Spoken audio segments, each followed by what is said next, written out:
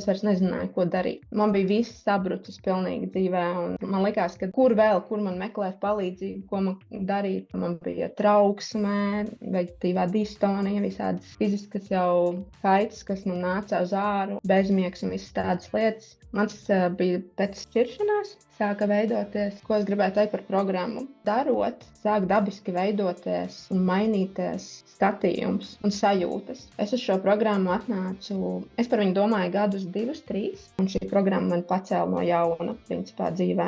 Es saprotu to, ka ir jāturpina, protams, ka tas nav tagad izmainījis visu uzreiz manā dzīvē, bet es pamanu to, ka es pamanu kaut kādas lietas. Kad, ja iepriekš man likās, ka es dzīvoju, man ir kaut kāda tāda migla priekšā acīm, un es nespēju saskatīt lietas, tad ejot šo programmu, tas dabiski sāka mainīties. Un viena no manām pirmajām emocijām, kas bija ejot šo programmu, bija, ka ārprāts, cik labi ir atkal just emocijas, jo es nejūtu.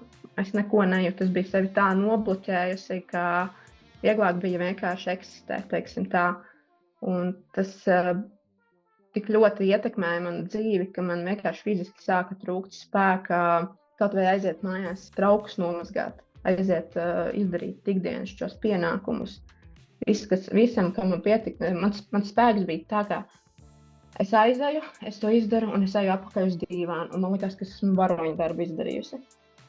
Un vienā brīdī es sapratu, ka tas nav ok. Šī programma vienkārši tiešām dabiski no nedēļas uz nedēļu ved cauri dažādām lietām, lai gan it kā tas ir īstenībā par vienu un to pašu, par noticējumiem vai pārliecībām vai kaut kādām savām sajūtām. Tas ir, es pat nespēju brīžiem pateikt ar vārdiem īsti, un es nevaru pat nosaukt īsti, kas tas ir. Par ko ir vispār šī programma. Esmu laikam kārtējā, kas iet šo programmu un saka, ka es nezinu, par ko viņa ir. Jo sākumā ir tāda sajūta, ka tu sāc pamosties, ieraugi, un pēc tam jau ir tas motors ir tā iedarbināts, ka tu gribi jau sākt iet uz priekšu un darīt kaut kādas savas lietas dzīvē.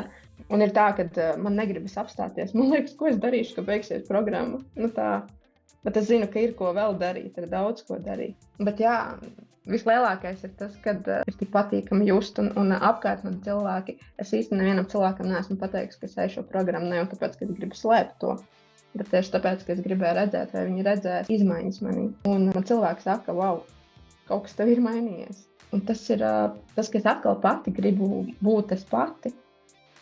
Un tas ir, es pat nezinu, šai programmai ir ļoti liels spēks patiešām un vispār tam, ko Ginta dara.